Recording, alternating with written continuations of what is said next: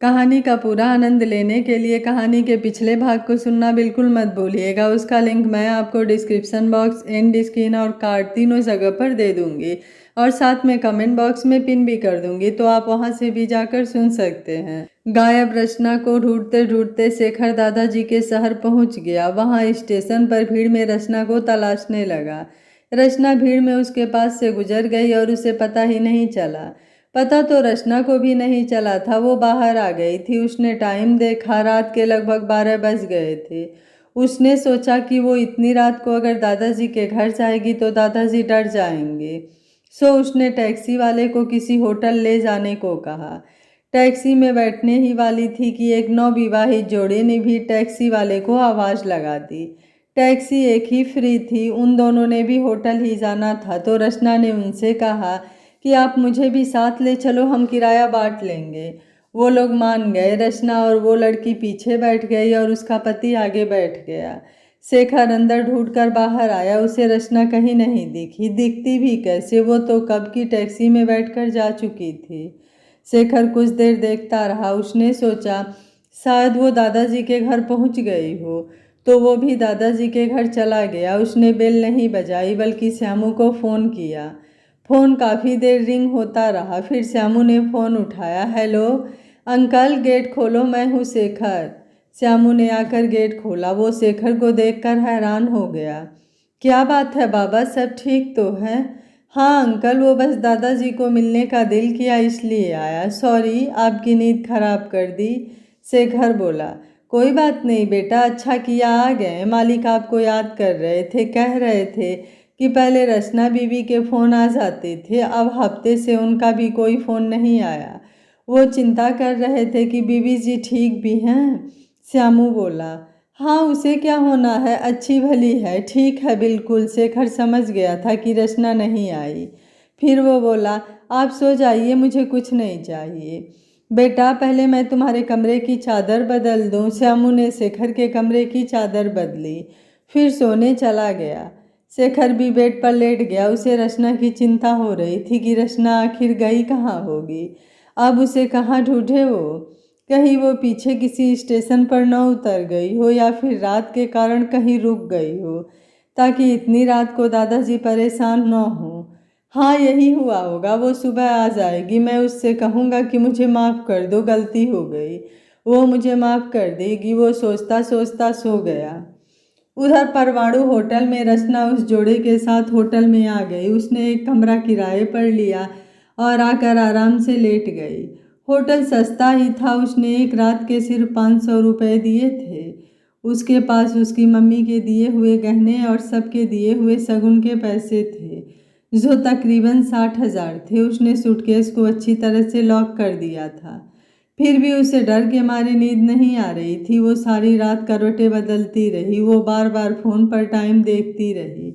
सुबह 6 बजते ही वो उठ गई और नहा धोकर तैयार हो गई। उसने रूम सुबह 7 बजे तक के लिए लिया था, इसलिए वो 7 बजने से पहले ही होटल से बाहर आ गई। उसने टैक्सी की और दादाजी के घर चल दी। रचना दादाजी के घर पहुंच गई थी। उसने सरियादार गेट से अंदर झांका। अंदर शेखर की कार खड़ी थी। वो देखते ही समझ गई कि शेखर आ गया है।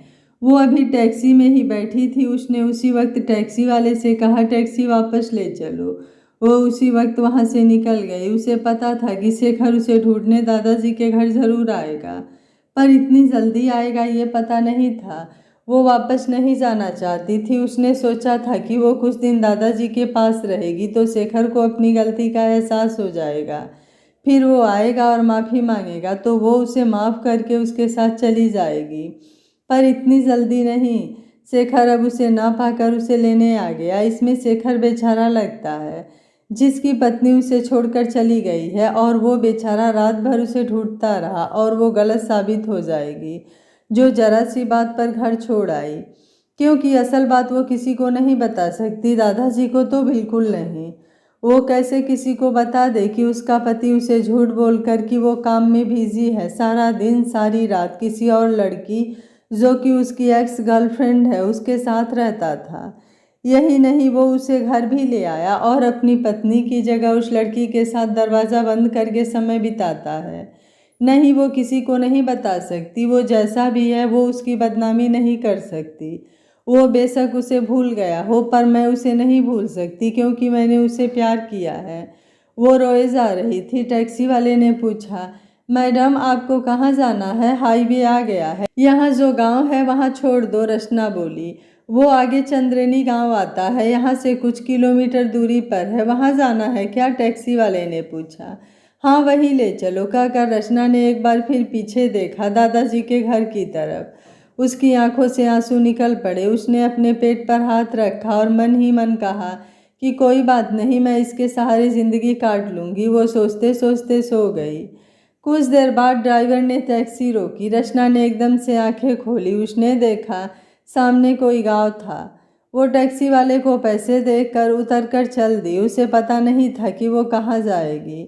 वो गांव की तरफ चली जा रही थी। वहाँ के लोग उसे अजीब ढंग से देख रहे थे कि ये कौन है, ये किसके घर जाएगी। वो एक चाय की दुकान में चली गई। उसने चाय मंगवाई। उसकी माँ की उम्र की एक औरत उसके पास आई। वो बोली, लो चाय। चाय के साथ कुछ खाने को लेना है? खाने को क्या है आंटी जी? रचना ने पूछा। देखो, बिस्कुट है, नमकीन है, समोसे भी हैं, अगर ब्रेड लेने हैं तो ब्रेड भी है, आंटी बोली। जी ऐसा कीजिए, फिर बिस्कुट ही दे दो, भूख लगी है, रचना ने कहा। अगर खाना खाना है तो आलू का पराठा लेकर आऊं? हाँ जी आंटी, ला दो। रचना को बहुत भूख लगी थी। आंटी पराठा लेकर आई, लेकिन पराठे की खुशबू से ही रचना को उल्टी आ गई। उसने इशारे से टॉयलेट के बारे में पूछा। आंटी ने भी इशारा करके बताया कि उस तरफ है। रचना भागकर वहां गई और उल्टी कर दी। आंटी उसके पास आई और उसकी पीठ मली। फिर आंटी ने उसे कुल्ला करने को पानी दिया। फिर रचना के बाहर आने पर आंटी ने पूछा, देखो मैं तुम्हारी माँ जैसी हूँ, क्या मैं एक बात पूछूं? तुम इस हालत में यहाँ कैसे आई? किसके घर जाना है? रचना बोली, आंटी जी सच बताऊं, मैं अपने पति से लड़कर आई हूँ। मायके जा नहीं सकती थी, नहीं तो सब मेरे पति को गलत कहते। मैं ये भी नहीं चाहती, इसलिए चुपचाप इस अनजान जगह चली आई। यहाँ कोई छोटा मोटा काम कर लूँगी। बेटी तुम अच्छे घराने की लगती हो, इस हालत में कहाँ जाओगी? दुनिया बहुत ही खराब है। यहाँ पर लोगों को अगर पता चल गया कि तुम अपने पति से लड़कर भाग कर आई हो तो तुम्हारा जीना मुश्किल कर देंगे। आदमी तुम्हारे जिस्म के पीछे पड़ जाएंगे और औरतें इस डर से कि कहीं तुम उनके पति को फंसा न लो, तुम्हें यहाँ रहने नहीं देंगी। आंटी ने समझाया, किसी होटल में रह लूँगी या आप मुझे यहीं रख लो, बदले में मैं आपके काम कर दिया करूँगी। रचना ने रिक्वेस्ट की। ठीक है बेटा, पर मेरी बात ध्यान से सुनो। क्या तुम्हें मुझ पर भरोसा है? आंटी मैं हर किसी पर भरोसा करती हूँ, आप भी अच्छी हैं, कहिए क्या कहना चाहती हैं? रचना बोली, तुम मेरे साथ रह जाओ, पर तुम्हें अपनी पहचान बदलनी होगी। तुम मेरी भांजी बनकर रहना। सबको पता है कि मेरी एक बहन थी, दोनों दीदी और जीजा जी मर गए थे, एक भांजी ही बची है। वो कभी मेरे पास नहीं आई तो हम सबको कहेंगे कि तुम मेरी भांजी हो, जिसका पति कुछ दिनों के लिए विदेश चला गया, प्रेग्नेंट है, इसलिए मेरे पास आ गई है, आंटी ने बताया। ठीक है आंटी जी, पर मुझे आपकी बहन का नाम तक तो नहीं पता है। वो सब मैं तुम्हें बता दूंगी। देखो तुम बिल्कुल चिंता मत करना, मेरी दुकान कुछ ज़्यादा नहीं चलती है, पर हम दोनों का गुजारा हो जाएगा। ओह सॉरी, हम तीनों का, कहकर वो हंस दे। रचना सोचने लगी कि ये पता नहीं कैसी होंगी, क्या पता इन्हें कोई लालच होगा या हो सकता है कि इसे पैसे चाहिए होंगे। उसने पूछा, आंटी जी मुझे किराया कितना देना होगा? ये अब कैसी बात कर दी बेटा, मैंने कहा था ना कि तुझे सिर्फ मेरी बात माननी है, मुझे पैसे नहीं चाहिए। मैं अकेली रहती हूँ, मेरे पति ने शहर में किसी और औरत से शादी कर ली है। अब उसके 2 बच्चे हैं, कमी मुझ में ही है, मैं बांझ हूँ, उसे बच्चा नहीं दे सकती, तो उसने मुझे छोड़ दिया। ये मेरे माँ बाप का घर है, मैं उनके साथ आकर रहने लगी। मुझे भी लोगों ने बहुत बातें सुनाई, फिर धीरे धीरे सब चुप हो गए।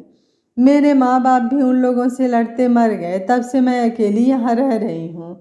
मैंने तुम्हें अपने बारे में बता दिया, मैं अपने लिए तुम्हें रखना चाहती हूँ, अब तुम्हारी मर्जी, तुम्हें रहना है या नहीं। रचना ने देखा कि आंटी सच्ची लग रही थी, उसने वहीं रहने का फैसला कर लिया। वो बोली, आंटी जी मैं आपके साथ ही रहूँगी, अगर कोई मेरे बारे में पूछने आया तो। असल में आंटी जी मेरे पति मुझे ढूंढते फिर रहे हैं, अगर वो यहाँ आ गए तो। इसका भी इलाज है मेरे पास, तुम मेरे साथ चलो। आंटी उसे पिछली तरफ सीढ़ियों पर ले आई। ऊपर 3 कमरे थे, एक किचन और एक टॉयलेट था। रचना को बताया, ये मेरा कमरा है, ये वाला तुम ले लो, ये अलमारी मैं खाली कर दूंगी, तुम अपना सामान रख लेना। तुम हाथ मुंह धोकर आ जाओ, फिर तुम्हें एक स्कीम बताती हूँ। रचना उठकर फ्रेश होने चली गई। उसे कमरे से सामान हिलने की आवाज़ें आती रही। वो बाहर आई तो आंटी ने बेड की चादर बदल दी थी, अलमारी खाली कर दी थी। रचना को देखकर वो बोली, बैठो यहाँ। सुनो, मेरा नाम रुबीना है, मैं 52 साल की हूँ, मेरी चाय की दुकान है, तुम्हारे लिए इतना जानना ही ज़रूरी है। अब ये मेरे कुछ पुराने कपड़े हैं, तुम ये कपड़े पहन लेना, सर पर रुमाल बांध लेना। ये लो चश्मा, ये भी पहन लेना, 0 नंबर का है। अगर चाहो तो अपना नाम भी बदल सकती हो, जिससे तुम्हारे पति को पता नहीं चलेगा। अच्छा तुम आराम करो, मैं कुछ बना कर लाती हूँ, कहकर वो चली गई। रचना एक पल सोचती कि उधर क्या हो रहा होगा, क्या मैंने ठीक किया, क्या मुझे शेखर जी से बात करनी चाहिए थी। फिर दूसरे ही पल वो सोचने लगती कि हाँ, मैंने जो किया अच्छा किया। तान्या शेखर जी का प्यार है। शेखर ने मुझसे शादी सिर्फ दादाजी के कहने पर की, उन्हें मुझसे प्यार नहीं था। मैं क्यों उन दोनों के बीच में आऊँ। शेखर जी मुझे अपनी जिम्मेदारी समझते हैं, दादाजी के कारण वो मुझे छोड़ नहीं सकते और तान्या से भी दूर नहीं रह सकते। तो ऐसी कस्म में जीने से अच्छा है कि मैं उनके बीच से निकल जाऊं। आखिर कब तक मैं उनके प्यार में दीवार बनती। वो सोच रही थी और रोए जा रही थी, तभी आंटी खाना लेकर आ गई और उसे रोते देख बोली, अरे तुम रो रही हो, देखो इस हालत में टेंशन नहीं करते वरना बच्चे पर गलत असर पड़ता है। देखो मैं तुमसे नहीं पूछूंगी कि तुमने ऐसा क्यों किया। हाँ, कभी तुम्हारा दिल किया तो बता देना। चलो उठो, ये खाना खा लो। मैंने तुम्हारे लिए एक नाम सोचा है, श्रेया।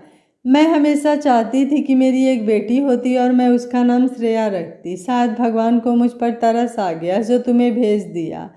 और हाँ, मुझे ये आंटी मत कहना, अब से मुझे मासी कहा करो। रचना चुप हो गई थी। वो बोली, ठीक है आंटी जी, जैसा आप कहो। ओह सॉरी मासी जी, मुझे समझ नहीं आ रहा कि मैं जो कर रही हूँ सही या गलत। मेरे पति यहाँ से कुछ दूरी पर ही हैं। कभी मन कर रहा है कि मैं चली जाऊं, कभी लगता है कि नहीं, मुझे नहीं जाना चाहिए। बेटा, वक्त हमें बहुत कुछ दिखाता है, चिंता करने से अच्छा है कि जो होता है वो हो जाने दो। सब उस भगवान पर छोड़ दो, वो जो करेगा अच्छा ही करेगा। अच्छा अब तुम खाना खाकर आराम करो, मैं दुकान संभाल लूँ। अगर ज़रूरत हुई तो सीढ़ियों के पास खड़ी होकर आवाज़ लगा देना, कहकर वो नीचे चली गई। इधर दादाजी के घर शेखर सारी रात नहीं सोया। उसे रचना की फिक्र हो रही थी। उसे समझ नहीं आ रहा था कि वो कहाँ उसे ढूंढे। वो सारी रातें करवटें बदलता रहा, फिर बहुत सुबह ही उठ गया। दादाजी से मिला तो उन्होंने पूछा, आज कैसे आना हुआ, रचना नहीं आई तेरे साथ। दादाजी, उसी को ढूंढने आया हूँ, वो कल रात घर छोड़कर चली गई, शेखर ने दुखी मन से कहा।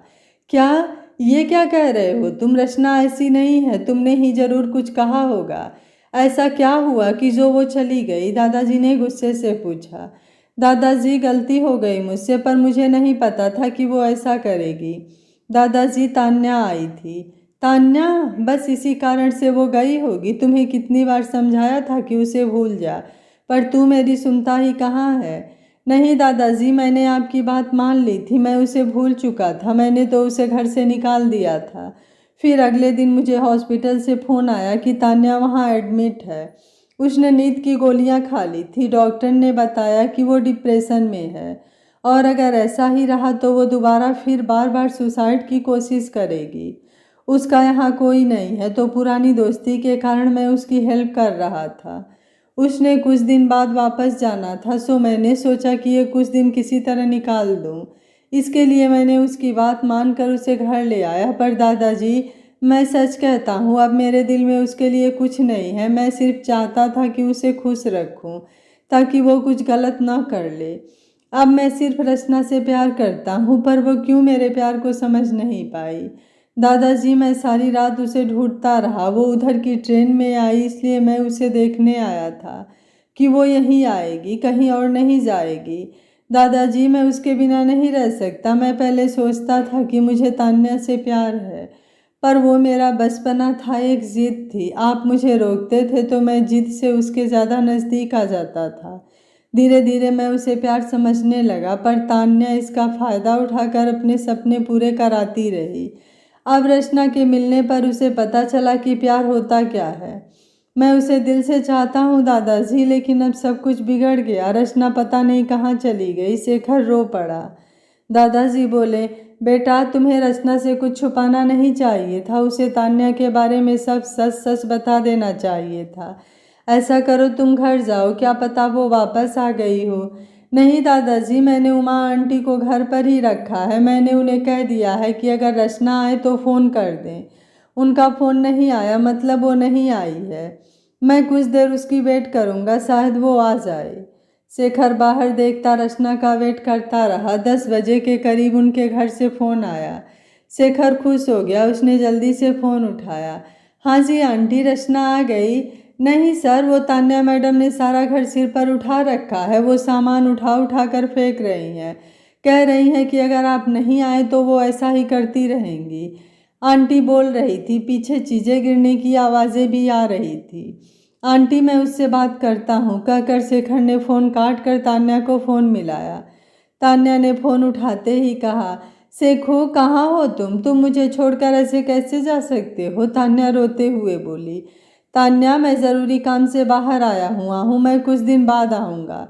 अगर तुम यहाँ नहीं रहना चाहती तो ऐसा करो, तुम जतिन के साथ होटल चले जाओ, पर मेरे घर में तोड़फोड़ मत करो। शेखर बोला, ठीक है जतिन को भेज दो, मैं होटल में रह लूँगी, तुम जब आओगे तो मिलने आ जाना। तान्या बोली। उसे रचना के बारे में पता नहीं था। वो सोच रही थी कि आंटी और रचना के साथ रहने से अच्छा तो होटल में रहना है। शेखर ने ओके कहकर फ़ोन बंद कर दिया। फिर जतिन को फ़ोन किया। जतिन बोला, हेलो सर, मैडम मिली क्या। नहीं, वो यहाँ भी नहीं आई। वो तान्या ने दुखी कर रखा है। तू ऐसा कर कि उसे घर से लेकर किसी होटल में छोड़ा। मेरे बारे में कह देना कि बिजनेस ट्रिप पर गया हूँ, कुछ दिन बाद आऊँगा। कहकर शेखर ने फ़ोन काट दिया। दादाजी ध्यान से उसकी तरफ देख रहे थे। दादाजी शेखर को देख रहे थे। वो बोले, अब क्या हुआ। वो तान्या मुझे न पाकर तोड़फोड़ कर रही है। वो कहती है कि तुम कहाँ हो, जल्दी आ जाओ। मैंने कह दिया कि मैं ट्रिप पर हूँ, कुछ दिन बाद आऊँगा। तब तक उसे होटल भेज दिया है। उसने मेरी हमदर्दी का नाजायज़ फ़ायदा उठाया है। मुझे जब डॉक्टर ने बताया कि इसने मरने की कोशिश की है, इसे डिप्रेशन हो गया है और ये दोबारा मरने की कोशिश कर सकती है, तो इंसानियत के नाते मैंने इसकी मदद की। लेकिन अब जो ये कर रही है वो सब गलत है। मैं इसे और बर्दाश्त नहीं कर सकता। रचना से मिलकर मुझे कोई भी लड़की अच्छी नहीं लगती। बस एक मेरी रचना में ही सारे गुण थे। रचना तुम कहाँ चली गई, एक बार आ जाओ प्लीज़, बस एक बार। इधर गांव में रचना ने सोचा कि यही ठीक है, मैं इनके पास रह लेती हूँ। शेखर अगर तान्या के साथ खुश है तो यही सही है। मैं यहीं रहकर अपने बच्चे को पाल लूँगी। मेरी पढ़ाई का क्या होगा। मेरे सपने सब शेखर जी की खुशी पर कुर्बान। वो मुझसे दूर रहकर खुश हैं तो यही सही। वो बैठे हुए सोचे जा रही थी। आंटी उसका पूरा ध्यान रखती थी। इधर दादाजी के घर शेखर को 2 दिन हो गया था यहाँ रचना का वेट करते। वो दादाजी से बोला, दादाजी अब लगता है कि वो यहाँ नहीं आएगी, मैं चलता हूँ।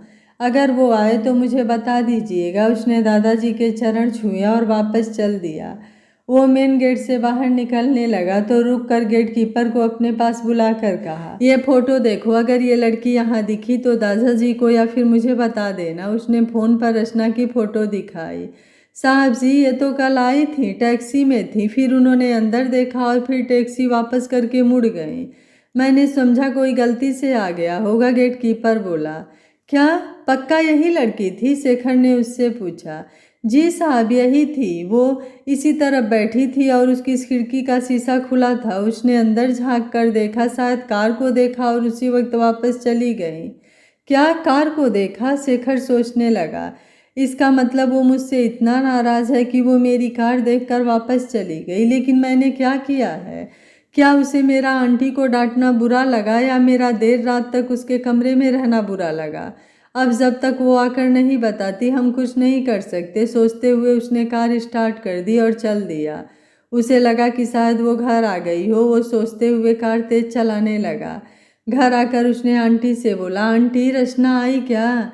नहीं सर, रचना तो नहीं आई। क्या वो आपको भी नहीं मिली? कहाँ चली गई मैडम? उनकी आंखों से भी आंसू आ गए। वो फिर बोली, वो 2 दिन पहले जतिन सर आए और तान्या मैडम को ले गए। हाँ, मैंने ही कहा था मैं रचना के घर जाकर आता हूँ, शेखर कहकर रचना के घर चल दिया। शेखर को देखकर राजू भागा आया। नमस्ते जीजाजी, दीदी नहीं आई क्या? वो यहाँ भी नहीं आई? पूछकर शेखर अंदर आ गया। रचना के मम्मी पापा घर पर ही थे। वो अंदर आकर बैठ गया। रचना के मम्मी पापा आए तो उसने उनके चरण छुए और रोते हुए बोला, मम्मी पापा मुझे माफ़ कर दो, रचना कहीं चली गई है, कहाँ गई ये पता नहीं। मैं 2 दिन से पागलों की तरह उसे ढूंढ रहा हूँ। क्या? कहाँ चली गई वो? तुमने पहले क्यों नहीं बताया? पापा बोले। पापा जी, मैंने सोचा था कि मैं उसे ढूंढ लूँगा, पर अब नहीं मिली तो यहाँ आ गया। मैंने सारा चेक किया, वो शिमला वाली ट्रेन में बैठी थी। मैंने सोचा कि वो दादाजी के पास गई होगी, सो मैं वहाँ भी पहुँच गया, पर वो वहाँ आई, मेरी कार देखी और वापस चली गई। पापा, मुझसे गलती हो गई, मुझसे बात करनी चाहिए थी। मुझे पता नहीं था कि वो नाराज़ है। क्या? ट्रेन में चली गई? कोई बात नहीं बेटा, कॉलेज शुरू होते ही वापस आ जाएगी, वो पढ़ाई नहीं छोड़ सकती। बेटे तुम रोते क्यों हो? गलती हमारी है, हमने उसे रिश्तों के बारे में नहीं समझाया, रचना की माँ बोली। नहीं मम्मी जी, गलती मेरी है, मैं अपनी एक क्लासमेट को घर ले आया, रचना गलत समझ बैठी। मम्मी मैं चलता हूँ, अगर वो आ जाए तो बता दीजिएगा, कहकर शेखर चल दिया। रचना के मम्मी पापा भी रो रहे थे। शेखर घर आ गया। वो अपने कमरे में आया तो उसे रचना ज़्यादा याद आ रही थी। उसने टेबल पर पड़ा रचना का फ़ोन देखा। उसने उसे चार्ज होने को लगाया। उसने ऑन किया। वो कपड़े बदल कर आया। अखियों को रहने दे अखियों के आसपास। रचना का फ़ोन बज रहा था। शेखर उसकी रिंगटोन सुनकर ही रोने लगा। उसने फ़ोन उठाया। नीमा का फ़ोन आया था। वो बोला, हेलो नीमा। जीजा जी, रचना नहीं आई? उसका फ़ोन? हाँ, वो नहीं आई, फ़ोन तो वो यहीं छोड़ गई थी, पता नहीं उसने ऐसा क्यों किया। शेखर बोला। जीजा जी, वैसे वो ऐसी नहीं थी, हुआ क्या था? नीमा ने पूछा। नीमा, बात कुछ भी नहीं थी, मेरी क्लासमेट आई थी, पता नहीं उसी बात को लेकर वो नाराज़ हो गई। शेखर बोला। आपकी क्लासमेट? नीमा ने पूछा। हाँ, मेरी क्लासमेट, वो अब अमेरिका रहती थी, वो वापस आई थी कुछ दिनों के लिए। शेखर बोला। वो तान्या? वो तो चली गई थी ना, तब तो सब ठीक था। हाँ, वो चली गई थी, पर उसने नींद की गोलियां खा ली। डॉक्टर ने कुछ दिन नज़र रखने को कहा था, सो मैं घर ले आया, लेकिन रचना को पता नहीं क्यों बुरा लगा। वो नाराज़ क्यों हो गई? शेखर बोला। जीजा जी, बस यही उसकी बचपन की बुरी आदत है, वो दिल की बात बताती नहीं है। असल में उसने आपके स्टोर में पड़ी आपकी स्कूल टाइम की एल्बम देख ली थी, जिसमें आपकी और तान्या की एक अलग से रखी फ़ोटो थी। वो बहुत परेशान हो गई थी, फिर उसने मुझे बुलाकर दिखाई थी। उस फोटो के पीछे आपने लिखा था कि वो आपका प्यार है। वो बहुत रोई थी। मैंने उसे समझाया था कि ये आपका पास्ट है, फिर वो समझ गई थी। फिर तान्या घर आ गई तो रचना पर तो असर होता ही, नीमा ने बताया। क्या? उसने फ़ोटो देख ली थी? तुम ही मुझे बता देती तो कम से कम मैं तान्या के आने पर उसे समझा देता, पर उसने मुझे भी कुछ नहीं बताने दिया, बस वो उसी कारण से घर छोड़ गई। पगली, एक बार तो पूछती। शेखर बोला। जीजा जी, आप चिंता न करें, वो वापस आ जाएगी, नीमा बोली। तान्या वापस अमेरिका जा रही थी। शेखर ने उसे कहा, तान्या तुम यहाँ क्यों आई थी? देखो, हम में अब कोई रिश्ता न था, न कभी होगा। तुमने गोलियां खाई, वो भी अपने लिए। मैंने तुम्हारी मदद पुरानी दोस्ती के कारण की। मुझे ये दुख था कि तुम्हारा कोई नहीं है, पर तुम्हारी वजह से मेरी रचना मुझे छोड़कर चली गई। मुझे मेरी करने का फल मिल गया, मुझे तुमसे प्यार करने की सज़ा मिल गई। अब तुम दोबारा कभी मत आना, कहकर वो जतिन की तरफ मुड़ा और बोला, इसे एयरपोर्ट छोड़ आना, कहकर शेखर चला आया। शेखर हर रोज़ इधर उधर जाता रचना का पता करने, लेकिन वो नहीं मिली।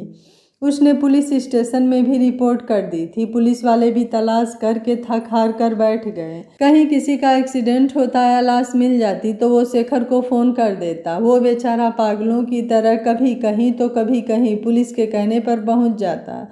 ऐसे मौके पर वो अक्सर दुआ करता कि वो रचना का ना हो, और उसे खुशी होती जब वहाँ कोई और होता। अब शेखर भी टूट चुका था। वो अक्सर रचना का गाया गाना ऑन करके सुनता रहता। रचना का फ़ोन भी वो हमेशा अपने साथ रखता कि शायद कभी रचना फ़ोन कर दे। एक दिन रचना के फ़ोन पर डॉक्टर का मैसेज आया, आज आपकी डॉक्टर के साथ 10 बजे की अपॉइंटमेंट है। शेखर मैसेज देखकर हैरान हो गया। उसके दिमाग में पहली बात ये आई कि शायद उसे कोई बड़ी बीमारी, कैंसर हो गई होगी, इसलिए वो मुझे छोड़ गई होगी। लेकिन फिर क्या हुआ? उसने टाइम देखा, 9:30 बजे थे।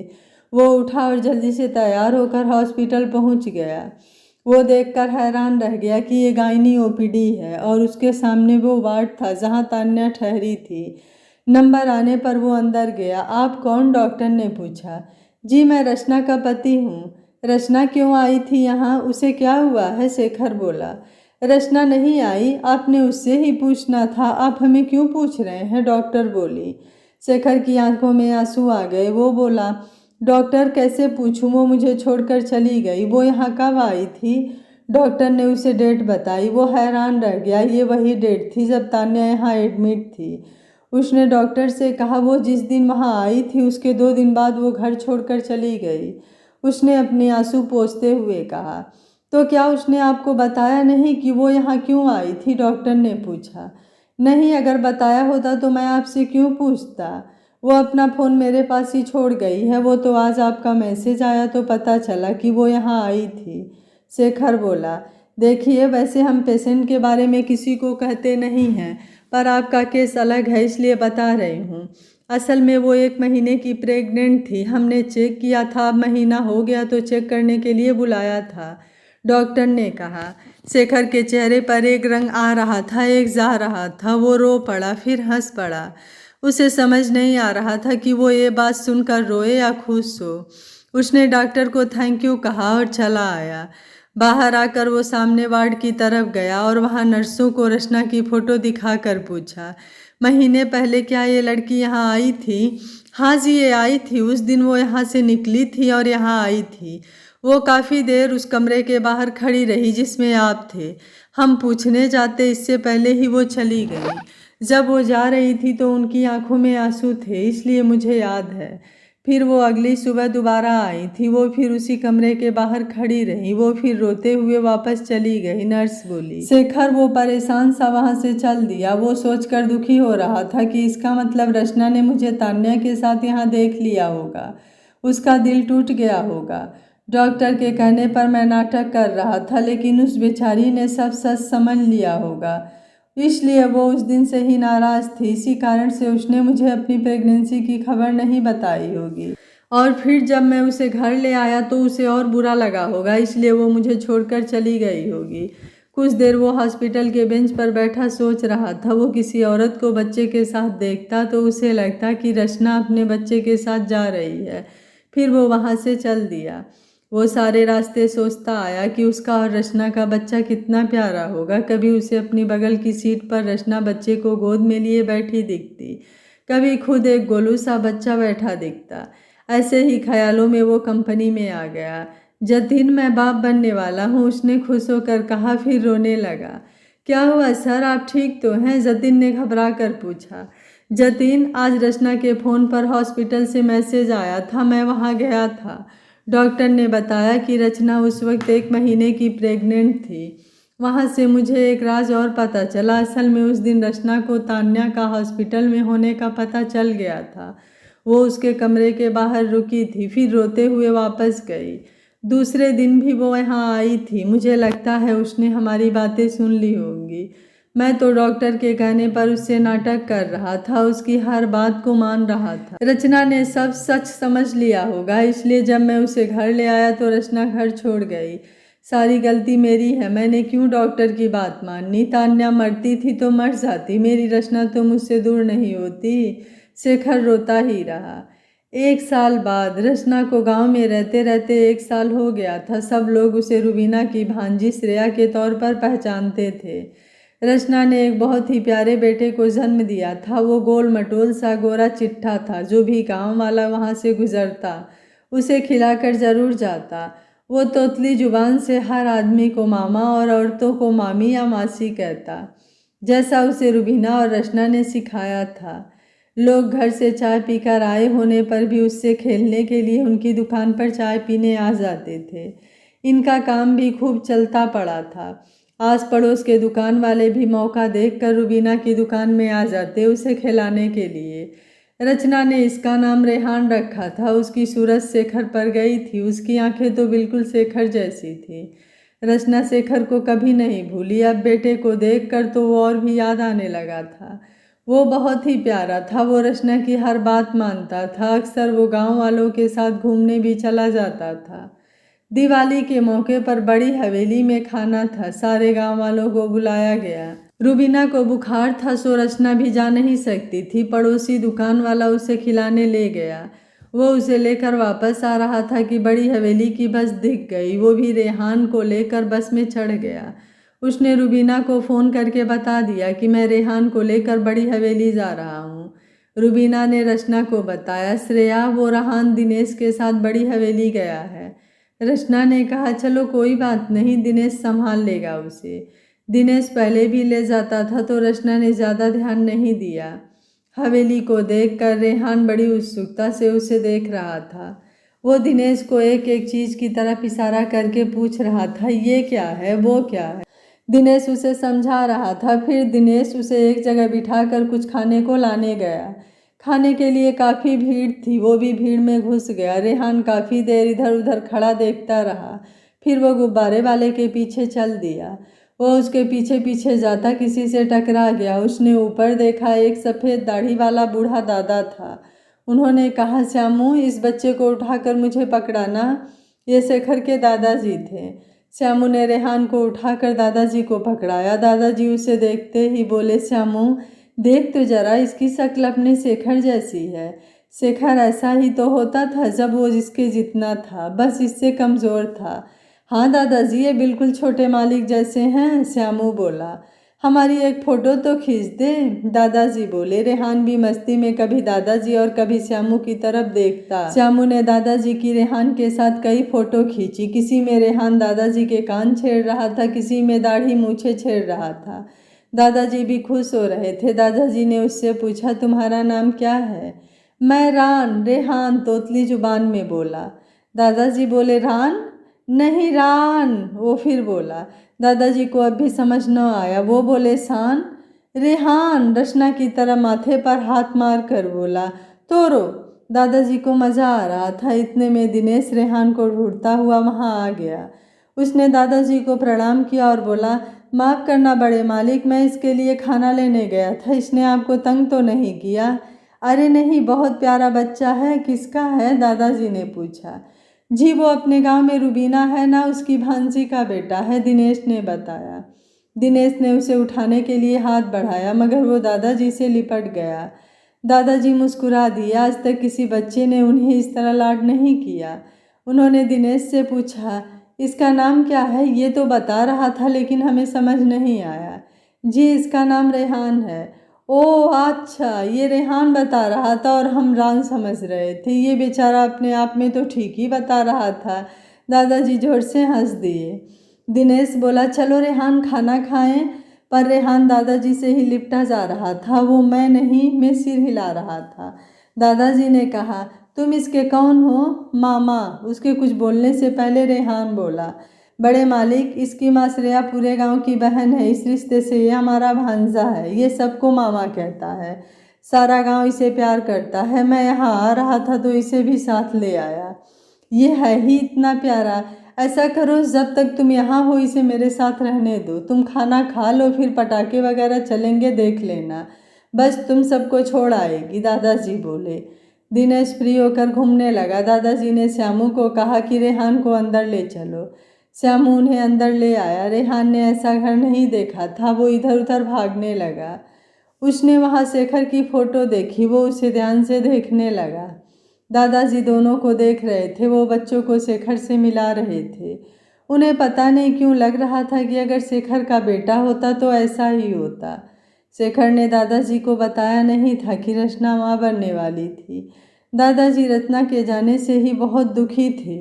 वो उन्हें और दुखी नहीं करना चाहता था। अगर दादाजी को पता होता तो शायद दादाजी शक करते कि रेहान शेखर का ही बेटा है। श्यामू ने दादाजी को रचना के जाने के बाद आज खुश देखा था। आज दादाजी ने रेहान के साथ बैठकर खाना भी खा लिया। उन्होंने तो साल भर से खाना ही खाना छोड़ दिया था। जब दिनेश रेहान को ले जाने लगा तो दादाजी ने दिनेश को पैसे दिए और साथ में रेहान को भी लिफाफे में पैसे डाल कर दिए। उन्होंने कहा, इसके पैसे इसकी माँ को पकड़ा देना और श्यामू इससे रुबीना का नंबर ले लो। दिनेश नंबर देकर वापस गांव आ गया। आते ही वो रेहान को घर छोड़ने गया। रेहान भागकर रचना की गोदी में चढ़ गया। तब उसने अपनी माँ को दादाजी के दिए पैसे दिए। बोला, दादाजी। रचना समझ गई। उसने दिनेश से पूछा, ये कौन से दादाजी ने दिए? अरे रेहान भी कमाल है, पता है दीदी, वहाँ जो हवेली के बड़े मालिक हैं ना, उनकी गोद में चढ़ गया। फिर मेरे पास भी नहीं आ रहा था। उन्हें ही दादाजी कह रहा था। वो इसे लेकर खेलते रहे, बहुत ही खुश थे।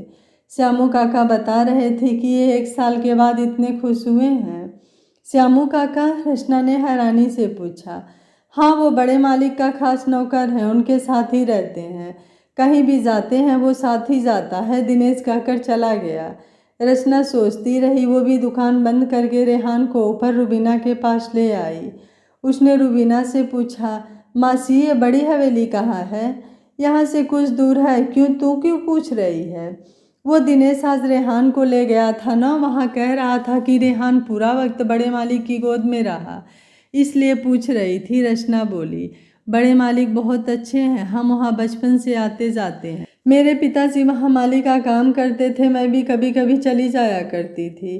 कुछ साल मैंने वहाँ खाना बनाने का काम भी किया।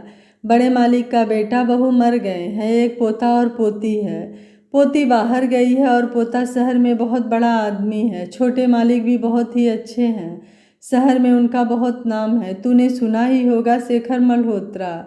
नाम सुनते ही रचना को झटका सा लगा। वो रेहान को रुबीना के पास बिठाकर खाना बनाने चल दी। वो सोच में खो गई। दादाजी 1 साल से खुश नहीं हुए, इसका मतलब मेरे आने के बाद से वो परेशान है, दुखी हैं। मैंने कभी उनके बारे में क्यों नहीं सोचा? मेरे अपने माँ बाप भी तो मुझे याद करते होंगे, मैं उन्हें दुख नहीं दे सकती। एक शेखर की गलती की सज़ा मैं अपने पेरेंट्स और दादाजी को नहीं दे सकती। मैं हर्ष भैया को भी तो फ़ोन कर सकती थी और शिखा दीदी, उन्हें भी तो बता सकती थी, पर मैं क्या करती? इससे शेखर जी की बदनामी होती। मैं कैसे उन्हें बदनाम करती? बाकी मैं तो अपना फ़ोन भी वहीं छोड़ आई थी। कम से कम नंबर तो लिख लाती। रेहान का हक है उन सबसे मिलने का। मैं अपनी किस्मत का बोझ उस पर नहीं डाल सकती, मैं ऐसा नहीं कर सकती। क्या मुझे इसे दादाजी को दे आना चाहिए? नहीं, मैं इसके बिना नहीं रह सकती, क्या करूं मैं? वो सोचे जा रही थी। उसने अपना हाथ जला लिया, फिर जल्दी से पानी के नीचे किया। खाना खाकर रेहान सो गया। तब रचना ने रुबीना से कहा, मासी आप अक्सर मेरी कहानी सुनना चाहती थी न, तो सुनो। बात यह है कि मेरे पति ने मुझसे शादी अपने दादाजी के कहने पर की थी। मैं उन्हें बहुत प्यार करती थी, पर फिर उनका बचपन का प्यार लौट आया। वो पहले तो उससे नाराज़ हुए, फिर वो उसे घर ले आए। वो उससे कह रहे थे कि उन्होंने मुझसे शादी दादाजी की शर्तों के लिए की है। मैं उन दोनों के बीच दीवार नहीं बनना चाहती थी, इसलिए वहाँ से चली आई। उस वक्त मैंने सिर्फ अपने बारे में सोचा, पर अब मुझे लगता है कि मैं रेहान को क्यों उनसे दूर कर रही हूँ। इसका हक है अपने दादाजी, अपनी बुआ और नाना नानी का प्यार पाने का। मैं अपने स्वार्थ के लिए इसे उनसे दूर नहीं रख सकती। आप बताओ मुझे क्या करना चाहिए? रुबीना बोली, देख बेटी, तेरी बात ठीक है, तुझे अपने कारण रेहान का भविष्य नहीं खराब करना चाहिए। तू कल ही बड़ी मालिक के पास चली जा, वो अपने बहू और पोते को पाकर खुश हो जाएंगे। आपको कैसे पता कि मैं उनकी बहू हूँ? जब तुम नई नई आई थी मुझे तभी पता चल गया था। तुझे याद है पिछले साल दिवाली पर मैं भी वहाँ गई थी। तब तुम्हें आए हुए कुछ दिन हुए थे। वहाँ मेरी एक सहेली लगी हुई है। उसने मुझे बताया था कि बड़े मालिक दुखी हैं क्योंकि उनकी बहू घर छोड़कर चली गई है। उसने फ़ोन पर तुम्हारी फ़ोटो भी दिखाई थी। मैं देखकर हैरान रह गई कि मुझ गरीब के घर रहने वाली इतने बड़े घर की बहू है। मैं तुम्हें पूछ भी लेती, पर फिर सोचा कि अमीर घरों के अपने राज होते हैं, तुम्हारी अपनी मजबूरी होगी, बस यही सोचकर नहीं बोली। पर अब रेहान की खातिर तुम्हें जाना चाहिए। शेखर बैठा डिनर कर रहा था कि दादाजी का मैसेज आया। देखकर उसने फ़ोन ऑन करके मैसेज खोला। दादाजी और बच्चे की तस्वीर देखकर जाने क्यों उसके चेहरे पर मुस्कान आ गई। आंटी सब्जी लेकर आई तो उसे मुस्कुराता देख आँख भर आई। वो सोचने लगी, कि रचना के जाने के बाद से ये कभी मुस्कुराए नहीं। आज ये कैसे मुस्कुरा रहे हैं। उसने जैसे ही टेबल पर सब्जी रखी तो देखा कि शेखर रो पड़ा। उसने पूछ लिया, सर क्या बात हुई, आप मुस्कुराते मुस्कुराते क्यों रोने लगे। ये देखो, उसने फोटो आंटी की तरफ बढ़ा दिया। दादाजी के साथ छोटा सा बच्चा था, वो भी उनकी फोटोज देखकर मुस्कुरा दी। आगे फोटो के साथ लिखा था कि देखो शेखर, ये बिल्कुल तेरे जैसा है। जब तू छोटा था उसके साथ शेखर की बचपन की फोटो लगी थी। आंटी बोली, सच में सर, ये आपके जैसा ही लग रहा है, देखिए। पर इसमें रोने की क्या बात है। अगर रचना न गई होती तो मेरा बेटा भी इतनी ही बड़ा होता, ऐसा ही होता। दादाजी के लिए दुख होता है, बहुत अकेले पड़ गए हैं। इस बार दिवाली पर मैं वहीं जाता हूँ। रचना सारी रात सोचती रही। सुबह वो उठी, उसने देखा कि रुबीना पहले ही उठ गई थी और रसोई में नाश्ता बना रही थी। उसने जाकर उनका बुखार चेक किया, फिर बोली, आप रेस्ट करती, नाश्ता मैं बना लेती। मैंने सोचा कि तू कल चली जाएगी, तभी तो मुझे ही करना पड़ेगा, इसलिए आज से ही प्रैक्टिस कर लूँ। रुबीना की आंख भर आई।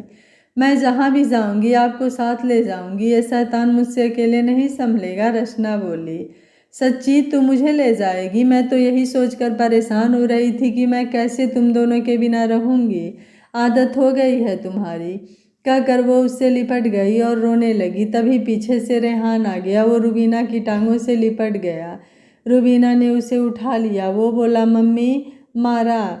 नहीं, मम्मी ने नहीं मारा, ये तो खुशी के आंसू हैं। वो रेहान को चूमने लगी। उन्होंने खाना खाकर सामान समेटा, फिर अपने साथ ले जाने वाला सामान पैक किया।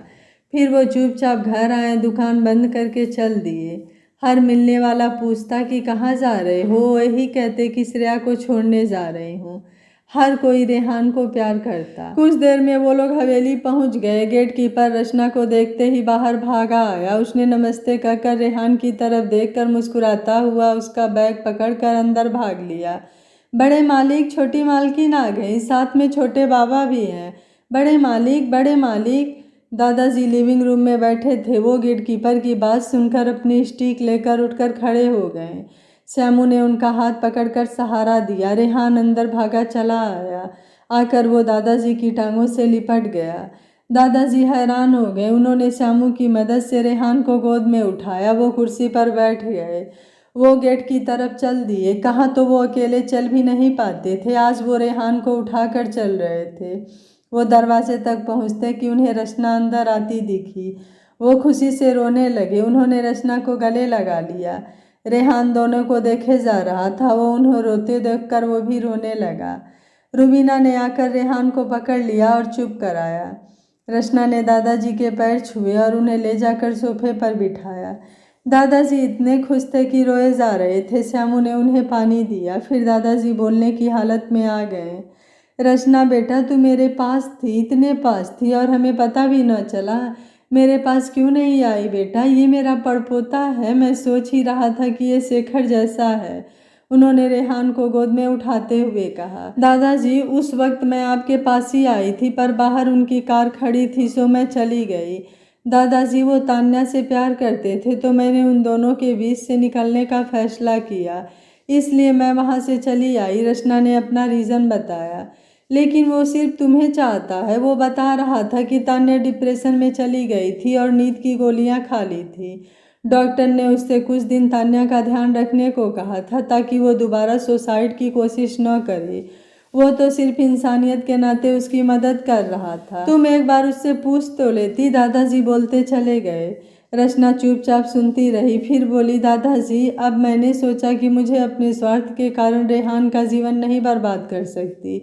उसका हक है वो अपने पापा, बुआ और दादा, नाना, नानी सबके साथ रहे। चलो, जो भी हुआ बेटा, तुम वापस आ गई, मुझे बहुत खुशी है। दादाजी बोले। उन्होंने रेहान को गले लगा लिया। ये तो कल ही मुझे पहचान गया था, मेरी गोद से उतर ही नहीं रहा था। कहते हैं ना कि खून खून को पहचानता ही है। रचना के मन का बोझ उतर गया। दादाजी रुबीना से भी मिले। सबने बैठकर खाना खाया। फिर दादाजी रेहान के साथ खेलने लगे।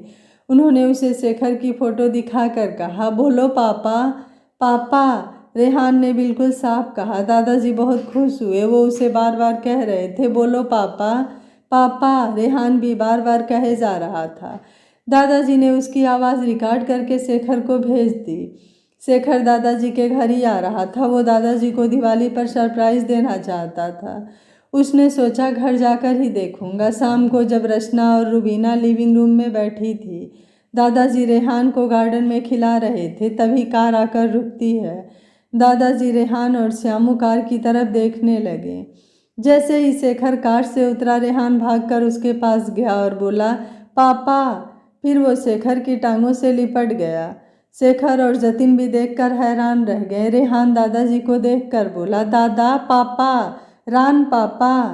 दादाजी बोले, हाँ बेटा, तेरे पापा। उनकी आंखों में आंसू थे कि किसी ने शेखर को बुलाया नहीं, वो फिर भी आ गया। शेखर हैरानी से दादाजी से बोला, ये सब क्या है दादाजी? वही जो तुम देख सुन रहे हो, ये तुम्हारा और रचना का बेटा है, दादाजी बोले। शेखर ने अपनी टांगों से लिपटे रेहान को ऊपर उठाकर उसे ध्यान से देखा। वो एक बार फिर बोला, पापा, और इतना कहकर वो शेखर के गले से लिपट गया। शेखर हैरान सा उसे गले लगाकर खड़े रहा। शेखर हैरान सा उसे गले से चिपके हुए देख रहा था। उसकी आंखें नम थी। उसे लगा कि दादाजी उम्र के कारण ऐसा कह रहे हैं, किसी बच्चे को अपना कह रहे हैं।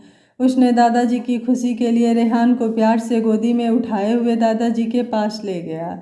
उसने दादाजी के चरण छुए। जतिन ने भी चरण छुए। दादाजी ने दोनों को आशीर्वाद दिया। फिर शेखर से बोले, शेखर, तेरे बुरे दिन बीत गए, अब बस अच्छे ही दिन आएंगे। रचना आ गई है, जाओ मिल लो।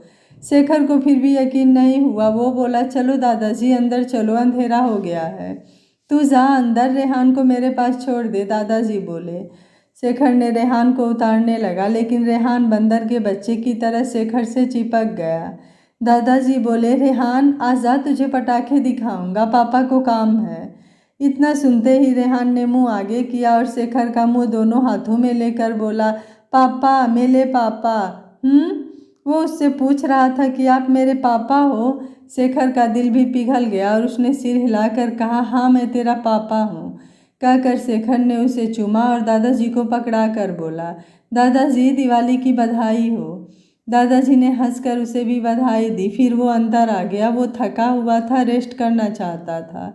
वो अंदर आया तो सामने लिविंग रूम में रचना को देखकर वहीं रुक गया। उसके लिए जैसे धरती रुक गई हो, आसमान झुक गया हो। उसने जतिन की तरफ देखा और पूछा, क्या ये सच है? जतिन ने सर हिलाकर हाँ में जवाब दिया। उसकी आंखों से आंसू बह निकले। वो वहीं खड़ा रहा, मानो जम गया हो। इतने में रचना ने उसकी तरफ मुँह किया।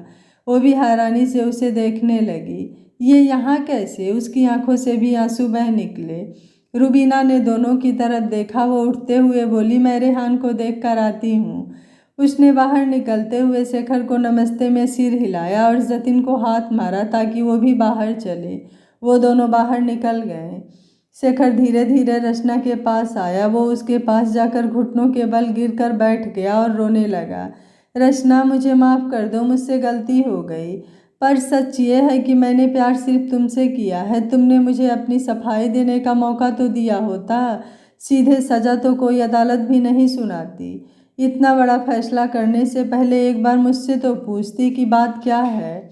हाँ, कभी मैं सोचता था शायद शादी से पहले तक कि मैं तान्या से प्यार करता हूँ, पर जब से तुम मेरी ज़िंदगी में आई, मुझे प्यार का मतलब समझ आया। तब मैंने जाना कि तान्या को मैं प्यार नहीं करता था, बस साथ रहने के कारण एक लगाव था। रचना, सॉरी, मुझे माफ़ कर दो, कहकर वो ज़ोर ज़ोर से रो दिया। रचना भागकर उसके पास आई। उसे उठाते हुए बोली, नहीं, आप ऐसा न करो, गलती मुझसे भी हुई है। मैं समझती थी कि आप तान्या से प्यार करते हो और मैं आपके लिए आपको छोड़ दिया। मैं जानती हूँ मेरे लिए कितना मुश्किल था, पर उस वक्त मुझे यही सही लगा। रचना, तुम्हें किस बात से लगा कि मैं उसे चाहता हूँ? मैं मानता हूँ कि मैंने तुम्हें उसे हॉस्पिटल में होने की बात नहीं बताई थी, क्योंकि मुझे सच में लगा था कि तुम्हें कोई फ़र्क नहीं पड़ता है। जब उस दिन घर में उसने मुझसे बात करने को कहा था, तब तुमने ऐसा ही दिखाया था कि तुम्हें फ़र्क नहीं पड़ता। मैंने अगले दिन तुम्हें बताना चाहा कि हमारे बीच क्या बात हुई, लेकिन तुमने उस वक्त भी कोई फ़र्क नहीं पड़ता वाला इम्प्रेशन दिया। मुझे अगर ज़रा भी पता होता तो मैं तुम्हें उसी दिन बता देता। तुम्हें अगर ऐसा लगा तो एक बार मुझसे पूछती तो सही, शेखर बोला। असल में मैंने आप दोनों को हॉस्पिटल में देखा था। आप उससे बहुत प्यार से बातें कर रहे थे। फिर उसे जब मैंने जतिन भैया को फ़ोन किया तो वो बोले कि आप मीटिंग में हैं। फिर जतिन भैया ने झूठ बोला तो मुझे उतना बुरा नहीं लगा, पर आपने मुझे झूठ बोला कि आप बिजनेस ट्रिप पर जा रहे हैं, जबकि आप उसके साथ हॉस्पिटल में थे। आप मुझे झूठ बोलकर उसके साथ हॉस्पिटल में रहे। आप एक बार मुझे बता देते। मैंने कभी आपसे ये उम्मीद नहीं की कि आप मुझे प्यार करो, पर आप मुझे इस तरह धोखा दो। आप एक तो उसे अपने घर ले आए, फिर उसके साथ अकेले कमरा बंद करके बैठते हो। अगर तान्या बंद करती तो मुझे बुरा न लगता, पर आपने बंद किया, और जब मैं गई तो आप दोनों एक दूसरे के गले लगे हुए थे। तान्या मुझे देखकर मुस्कुरा रही थी। मैं ये कैसे बर्दाश्त कर सकती थी? आप मेरे ही घर में किसी और के साथ बंद कमरे में उसके गले लगे हुए। आप सोचिए, अगर आपकी जगह मैं होती तो क्या आप ये बर्दाश्त करते? यही कुछ नहीं, इसके बाद भी आप मेरे पास वापस नहीं आए, देर रात तक उसके साथ रहे। तब मेरे दिमाग में क्या चल रहा था आप इसका अंदाज़ा भी नहीं लगा सकती। मेरा मन कर रहा था कि मैं मर जाऊं, लेकिन अपने बच्चे के कारण मर भी नहीं सकी, रचना ने रोते हुए कहा। शेखर ने रचना को अपनी तरफ खींचकर गले से लगा लिया और बोला, रचना, मुझे बिल्कुल नहीं पता था कि तुम्हारे साथ ये सब हुआ। तुम मुझसे ये सब उस वक्त बता देती तो ये सब होता ही नहीं। सतिन ने तुम्हें अपने मन से झूठ बोला, मैंने नहीं कहा था उसे झूठ बोलने को। मैं यहीं खड़ा हूँ, तुम जाकर उससे पूछ सकती हो। अब आई मेरे बिजनेस ट्रिप वाली बात, तो वो मैंने झूठ नहीं बोली थी, मैंने सच में बिजनेस ट्रिप पर जाना था। लेकिन अभी मैं एयरपोर्ट भी नहीं पहुंचा था कि हॉस्पिटल से फ़ोन आया कि उसने फिर से गोलियां खा ली थी और वो सारी रात बेहोश रही।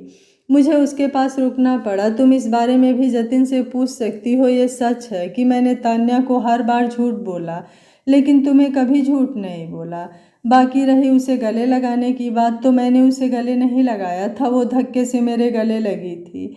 फिर तुम आई तो मुझे पता नहीं क्यों लगा, क्योंकि मेरी पीठ थी। मैंने तान्या से पूछा कि कौन आया है, तो उसने कह दिया कि कोई नहीं। मुझे कुछ पता नहीं था। मैं मानता हूँ कि मैंने डॉक्टर के कहने पर उसकी हर बात मानी और उसका साथ दिया, लेकिन मेरा रब जानता है कि ये सब मैंने सिर्फ इसलिए किया कि अगर उसे कुछ हो गया तो सब लोग मुझे जीने नहीं देते और लोग कहते कि मेरे कारण वो मरी है, बस इसी वजह से। लेकिन मुझे ज़रा सा भी पता होता कि उस कारण से तुम मुझसे दूर हो जाओगी तो मैं लोगों की भी परवाह नहीं करता। वो मरती तो मर जाती। तुम्हारे जाने के बाद मैंने उससे सब कुछ साफ कह दिया था। रचना, मैं ही जानता हूँ मैं तुम्हारे बिना कैसे जिया हूँ। सब कुछ होते हुए भी कुछ नहीं था मेरे पास। मैं तो रो भी नहीं सकता था। शेखर उसे गले में कसता हुआ बोला। दोनों ही एक दूसरे के गले लगकर रो रहे थे। दोनों को अपनी गलती का एहसास हो गया।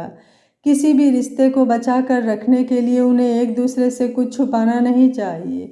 अगर कोई बात छुपाई जाती है तो उसका अंजाम ऐसा ही होता है। अगर शेखर उसे तान्या के बारे में बता दिया होता तो कुछ न होता। अगर रचना भी शेखर से उसी वक्त सब कुछ पूछ लिया होता तो आज ये नौबत न आती। शेखर ने रचना से कहा, रचना, मैं मानता हूँ कि शादी से पहले मैं समझता था कि मैं तान्या से प्यार करता हूँ और मैंने सोच रखा था कि चेयरमैनशिप मिलने के बाद मैं तुम्हें तलाक दे दूँगा।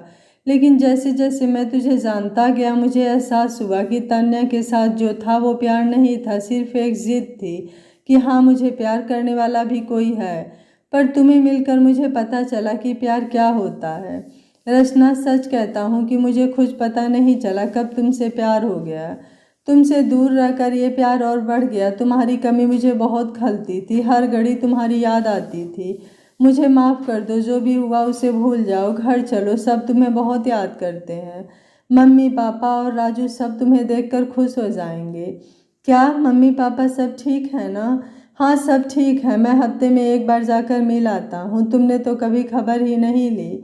तुम्हारी पढ़ाई का क्या हुआ जिसके कारण तुमने मुझसे शादी की थी? मैंने प्राइवेट पेपर भरे हैं। वैसे भी रेहान के साथ कॉलेज में मैं कैसे जा सकती थी? आप रेहान से मिली, वो अपना बेटा है आपका और मेरा, रचना बोली।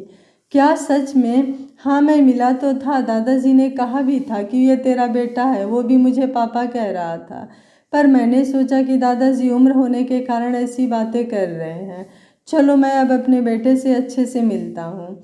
दोनों बाहर आए। दादाजी, जतिन, रुबीना सभी रेहान के साथ खेल रहे थे। रेहान रचना को देखकर उसकी तरफ आया और उसके पीछे पीछे शेखर को देखकर उसके पास चला गया और बाहें फैला के उठाने का इशारा करता हुआ बोला, पापा।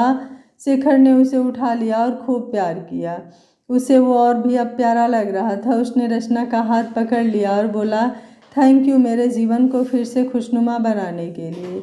सभी उन्हें देखकर खुश हो गए, खासकर दादाजी की तो खुशी का ठिकाना नहीं रहा। उन्होंने श्यामू को कहा, जाओ पार्टी की तैयारी करो, हम अपने पड़पोते के आने की खुशी में पार्टी करेंगे। सब तालियां बजाने लगे। उन्होंने बहुत बड़ी पार्टी का आयोजन किया। रचना के मम्मी पापा को भी बुलाया। शेखर ने अपने ड्राइवर को भेजा उन्हें लाने। उन्हें कुछ नहीं बताया, बस कहा कि दिवाली की पार्टी है। नीमा को भी उनके साथ ही आने को कहा। शेखर के चाचा जी अपने बेटे मोहन और केशव के साथ आए। वो आते ही शेखर से मिले। दादाजी के सामने उन्होंने शेखर का शुक्रिया अदा किया। दादाजी बोले, क्या बात है, आज सूरज पश्चिम से निकला है क्या? आज चाचा भतीजा एक साथ? पापा आप ठीक कहते थे, शेखर बहुत ही अच्छा है। इसने हमारी पुरानी कंपनी दोबारा खड़ी करवा दी और मोहन केशव को भी सब सिखा दिया। अब हमारी कंपनी भी अच्छी चल रही है। हमने सोचा था कि आपको कंपनी में ले जाकर ही सरप्राइज़ देंगे, पर उससे पहले ही ये पार्टी हो गई। वैसे ये पार्टी है किस खुशी में? चाचा जी, ये खुशखबरी है, आप दादाजी बन गए हैं। शेखर रेहान को लेकर आया। सब उसे मिलकर खुश हुए। शेखर की चाची ने उसे पकड़कर गोद में उठा लिया। अरे ये तो बिल्कुल मेरे शेखर जैसा है। शेखर ऐसा ही तो था जब छोटा सा था। देखो स्मिता, कितना प्यारा है ये। स्मिता मोहन की पत्नी थी। उसने अपने सास से रेहान को पकड़ लिया। रचना ने सबके पैर छूकर आशीर्वाद लिया।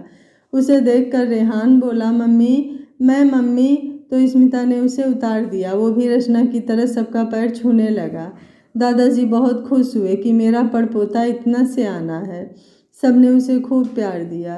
कुछ देर में हर्ष भी आ गया। हर्ष दिवाली की छुट्टी में आया हुआ था जब उसे शेखर का फ़ोन आया कि दादाजी के घर आ जाना। वो तो घबरा गया था कि कहीं दादाजी को कुछ हो तो नहीं गया, लेकिन जब वो रेहान से मिला तो उसकी खुशी का ठिकाना नहीं रहा।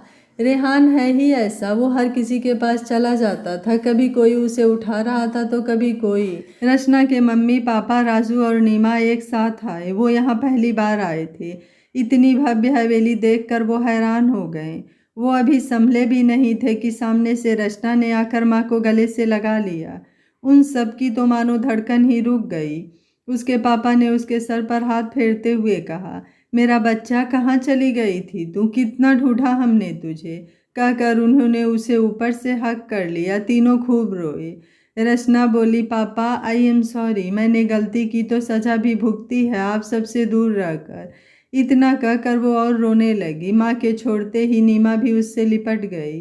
राजू अलग खड़ा रो रहा था। रचना ने उसे भी गले लगाया और बोली, रो मत, मैं तेरे लिए बहुत प्यारा गिफ्ट लाई हूँ।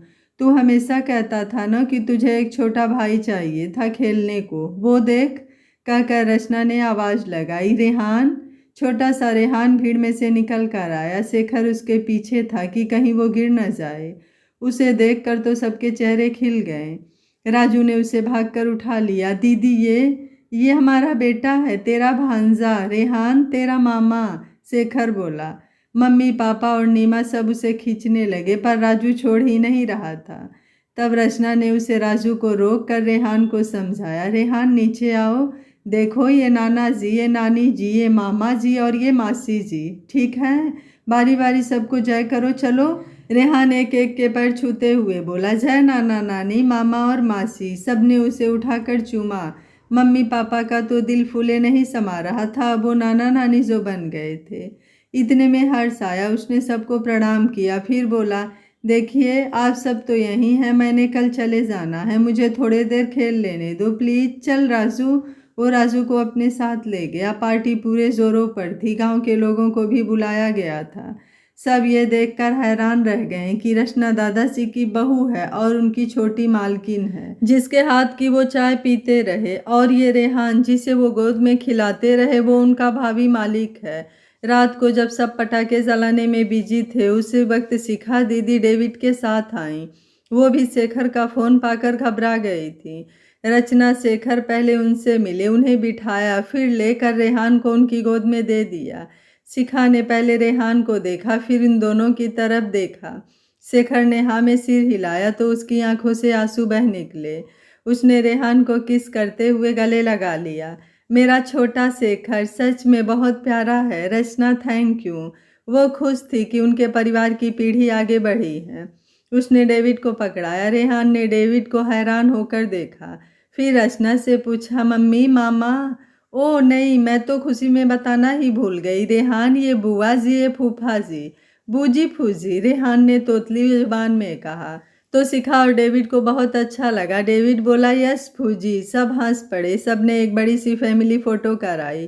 फिर सबने मिलकर दिवाली मनाई। यह कहानी आपको कैसी लगी? आप मुझे अपनी राय कमेंट बॉक्स में ज़रूर दीजिएगा।